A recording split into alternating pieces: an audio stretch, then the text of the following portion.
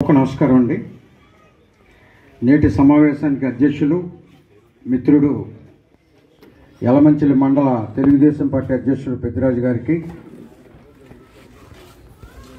అదేవిధంగా యలమంచిలి మండలం ప్రాథమిక సహకార సంఘం ఏదైతే ఉందో ఆ సహకార సంఘానికి అధ్యక్షులుగా ప్రమాణ స్వీకారం చేసినటువంటి బొప్పన హరికిషోర్ చిన్నా గారికి, అలాగే కిషోర్ గారికి, అలాగే శ్రీను గారికి ముందుగా శుభాకాంక్షలు తెలియజేసుకుంటూ, మరి ఈ యొక్క సమావేశంలో ఈ మీద శ్రీని పెద్దలందరూ కూడా ఉన్నారు. Telugu Desam party, Janasena party, BJP party నాయకులందరికీ కూడా పేరు పేరున నా నమస్కారాలు తెలియజేసుకుంటూ, ఈ యొక్క సమావేశానికి హాజరైనటువంటి ఈ యొక్క ప్రమాణ స్వీకార కార్యక్రమానికి హాజరైనటువంటి కూటమి నాయకులందరికీ కూడా పేరు పేరున నా నమస్కారాలు తెలియజేసుకుంటూ, సోదరిమణులకు నా నమస్కారాలు తెలియజేసుకుంటూ, మీడియా మిత్రులు కూడా నా నమస్కారాలు తెలియజేసుకుంటూ, చాలా సంతోషం అండి. ఒక మంచి కార్యక్రమంలో మనందరం కూడా పాలు పంచుకున్నాం. ఇప్పుడే మిత్రులందరూ కూడా మాట్లాడారు బొప్పన చిన్న గారి గురించి. ఎందుకంటే ఒక సీనియర్ నాయకులు, 19 పార్టీ ఆవిర్భావం నుంచి కూడా ఉన్నటువంటి నాయకులు, పార్టీ కష్టకాలంలో పార్టీ ఆదేశిస్తే వెనక ముందు ఆలోచించకుండా దేనికి పోటీ చేయమంటే దానికి పోటీ చేస్తున్నట్టే నాయకులు. మరి బొప్పన చిన్న గారు మరి గతంలో కూడా ఎంపీపీగా కూడా ఆవిడ పనిచేశారని చెప్పేసి కూడా చెప్పడం జరిగింది. ఇప్పుడు కస్టర్ ఇన్ఛార్జిగా కూడా పనిచేస్తున్నారు. అలాంటి ఒక గొప్ప నాయకుడికి ఏదైతే మరి యలమంచిలి, ఇందాక మిత్రులు అందరూ కూడా చెప్పారు, అందరూ మాట్లాడినప్పుడు ఒకటే చెప్పారు, 2014, 2019, 2024 ఎప్పుడు కూడా ఇదే మండలం మెజారిటీ అని. మరి మనస్ఫూర్తిగా నాయకులందరినీ కూడా మనస్ఫూర్తిగా పార్టీ తరఫున అభినందిస్తూ ఉన్నాను. మరి రామానాయుడు గారి గురించి మీ అందరికీ కూడా నేను చెప్పక్కర్లేదు, అయినా చెప్పుకోవాలి. ఎందుకంటే ఈరోజు మీ అందరూ కూడా చూశారు, గత ప్రభుత్వాన్ని చూశారు. 5 సంవత్సరాల కాలంలో ఆ ప్రభుత్వం 5 సంవత్సరాల కాలంలో వాళ్ళు చేసినటువంటి మరి ప్రజా వ్యతిరేక విధానాలు, అనేక రకాలుగా ప్రజలను ఇబ్బంది పెట్టడం, నాయకుల్ని ఇబ్బంది పెట్టడం,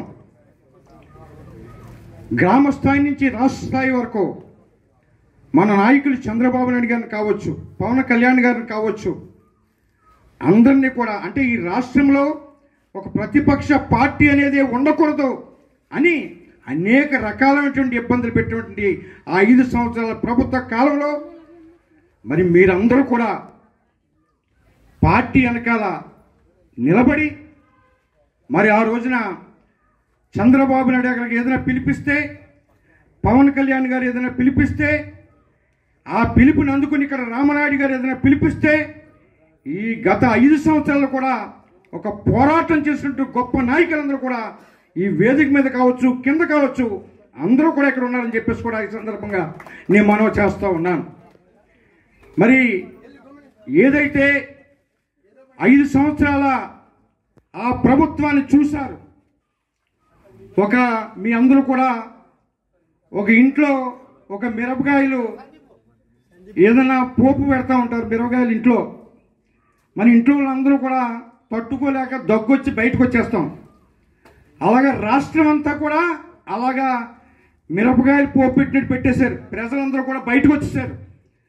ఈ ప్రభుత్వాన్ని ఇంక భరించలేము, ఈ ప్రభుత్వాన్ని తవిలేయాలని చెప్పేసి ఈవేళ ప్రజలందరూ కూడా మరి మన ఆంధ్రప్రదేశ్ కాదు, ఇతర రాష్ట్రాల నుంచి, మరి పైనుంచి కూడా ఇతర దేశాల నుంచి కూడా వచ్చేసి ఈ ప్రభుత్వాన్ని ఈవేళ వై నాట్ 175 అన్న నాయకుడికి 11 సీట్లు మాత్రం ఇచ్చారని చెప్పే సందర్భంగానే మనం చెప్తూ ఉన్నాను.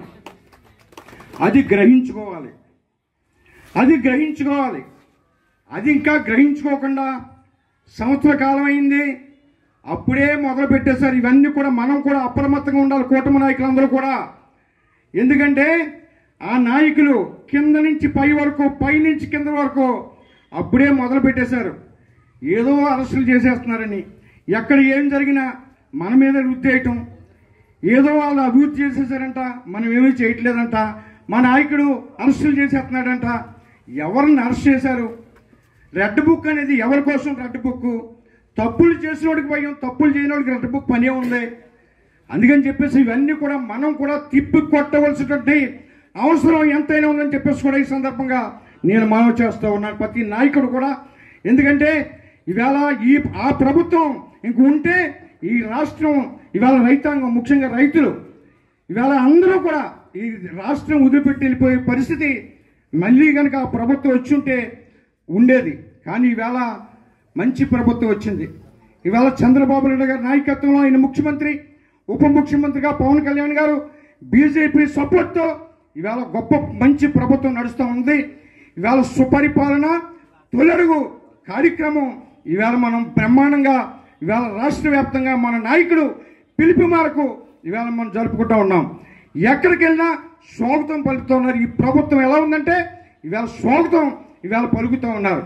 ఏదైతే సూపర్ 6లో ఇచ్చినటువంటి హామీలు కానీ ఇవాళ అన్నీ కూడా మరి బ్రహ్మాండంగా నడిపిస్తూ ఉన్నారు. అదేవిధంగా మన రామనాయుడు గారు, ఆయన గురించి కూడా కొన్ని చెప్పుకోవాలి. కొంతమంది మనం ఆదర్శంగా తీసుకోవాలి. ఒకసారి మనం కూడా కొన్ని ఆదర్శంగా తీసుకోవాలి. అంటే ఏంటంటే రామనాయుడు గారు 2014కి ముందు రామనాయుడు గారు ఒక సామాన్యటువంటి వ్యక్తి, ఒక మండల పార్టీ అధ్యక్షుడిగా ఉన్నటువంటి వ్యక్తి, ఒక ప్రాథమిక సొసైటీకి ఇందాక మిత్రులు చెప్పారు అధ్యక్షుడిగా ఉన్నటువంటి వ్యక్తి. ఇవాళ 11 సంవత్సరాల్లో ఇవాళ రాష్ట్రంలోనే గొప్ప నాయకుడిగా ఎదిగాడు. చరిత్రలో గొప్ప నాయకుడిగా ఎదిగాడంటే ఈవేళ దాని వెనకాల ఎంత కష్టం ఉందో మనం అందరం కూడా ఆలోచించాలని చెప్పేసి కూడా సందర్భంగా మనం చేస్తూ ఉన్నాను. ఒక నాయకుడు ఉన్నట్టుండి గొప్పవాడు అయిపోడు. ఎంతో కష్టపడితే, ఎంతో కమిట్మెంట్ ఉంటే ఈవేళ గొప్ప నాయకుడు. ఈవేళ అలాంటి నాయకుడు ఈవేళ ఇలాంటి నియోజకవర్గంలో కూడా నేను కూడా అబ్జర్వర్గా ఉంటాం. నాకు కూడా చాలా ఆనందంగా ఉంది. అలాంటి నాయకుడు పక్కన నేనుంటాం కూడా నాకు కూడా చాలా ఆనందంగా ఉందని చెప్పేసి కూడా ఈ సందర్భంగా మనం చేస్తూ ఉన్నాను.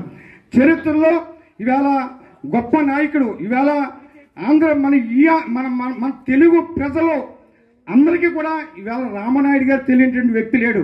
ఈవేళ పాలకొల్లు మీది ఎక్కడంటే పాలకొల్లు అంటే ఆ పాలకొల్ల ఆ రామనాయుడు గారా. ఇవాళ రాష్ట్రంలో ఎక్కడ చూసినా ప్రజలకు కూడా అందరికీ కూడా తెలిసినటువంటి గొప్ప వ్యక్తి మరి ఇవాళ రామనాయుడు గారు అని చెప్పి సందర్భంగా మనవి చేస్తూ ఉన్నాను. ఇవాళ ప్రతిపక్షంలో ఉన్నప్పుడు ఆయన ఇక్కడ లేరు, అయినా కొన్ని విషయాలు చెప్పుకోవాలి. ప్రతిపక్షంలో ఉన్నప్పుడు పోరాటం చేశాడు, గొప్ప పోరాట నాయకుడిగా దేనికి భయపడకుండా పోరాటం చేశాడు. కేసులకి భయపడలేదు. ఆ రోజు పోరాటం చేశాడు, ప్రతిపక్ష పాత్ర కరెక్ట్గా పోషించాడు. ఇవాళ అధికారంలోకి వచ్చిన తర్వాత అభివృద్ధి ప్రదాతగా పనిచేస్తూ ఉన్నాడు. ఈవేళ తొలి సంవత్సరంలోనే తొలి అడుగులోనే 500 నుంచి 600 కోట్ల రూపాయలు తీసుకొచ్చి ప్రతి గ్రామంలోని కూడా ఏటికట్లు కావచ్చు, బ్రిడ్జీలు కావచ్చు, ఇవాళ రోడ్లు కావచ్చు, ఇవాళ అన్నీ కూడా ఇవాళ మున్సిపాలిటీలో హాస్పిటల్ కావచ్చు, ఇవాళ అన్నీ కూడా ఇవాళ బ్రహ్మాండంగా అభివృద్ధి చేస్తున్నటువంటి గొప్ప నాయకుడు.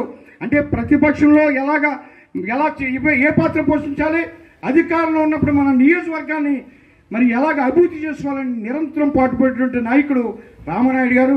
అలాంటి నాయకుడు ఆశీస్సులో ఈవేళ మీరందరూ కూడా ఇవాళ చాలా సంతోషంగా ఉంది. ఎందుకంటే రాష్ట్ర వ్యాప్తంగా ఆ ప్రభుత్వం ఎప్పుడు పోతుందని 5 సంవత్సరాలు ప్రజలంతా ఎదురు చూశారు. ఇవాళ ఆ ప్రభుత్వం పోయింది, కొత్త ప్రభుత్వం వచ్చింది, సుపరిపాలనలో పడ్డాం, తొలడుగులో ఉన్నాం. ఈవేళ అందరూ కూడా కింద స్థాయి, ఎందుకంటే సెకండ్ క్యాడర్ ఏదైతే ఉందో సెకండ్ క్యాడర్ అందరికీ కూడా ఈవేళ రామనాయుడు గారికి కూడా తెలుసు.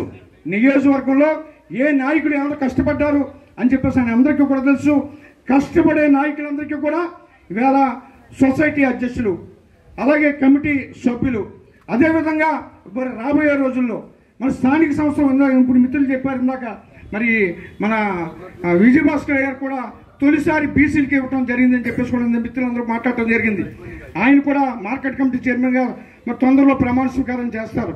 అదేవిధంగా మరి సొసైటీల తర్వాత రేపు స్థానిక సంస్థలు వస్తాయి, మళ్ళీ సర్పంచులు, ఎంపీటీసీలు, జిల్లా పరిషత్తులు, ఎంపీపీలు ఇవన్నీ కూడా వస్తాయి. ఇవన్నీ కూడా స్థానిక నాయకులకు ఖచ్చితంగా ఆయనకు బాగా తెలుసు. ఏ నాయకుడు కష్టపడ్డాడు, ఎవరికి ఇవ్వాలి, ఎవరికి అన్నీ కూడా మంచి అవగాహన ఉన్నటువంటి గొప్ప నాయకుడు రామనాయుడు గారు అని చెప్పే సందర్భంగా తెలియజేసుకుంటూ, రాష్ట్ర వ్యాప్తంగా ఇవాళ ఏదైతే సెకండ్ కేడర్ ఉందో అందరికీ కూడా ఇవాళ పదవులు ఇచ్చి ఇవాళ ముందుకు నడిపిస్తూ ఉంది ఈ ప్రభుత్వం అని చెప్పేసి, కూటమి ప్రభుత్వం అని చెప్పేసి కూడా ఈ సందర్భంగా తెలియజేసుకుంటూ, అదేవిధంగా నేను కూడా 4 సంవత్సరాల నుంచి ఇక్కడ దగ్గరగా నేను పనిచేస్తూ ఉన్నాను. ఆ ప్రతిపక్షంలో ఉన్నప్పుడు మనం ఆ రోజున ఇవాళ అధికార పక్షం సంవత్సరం అయింది.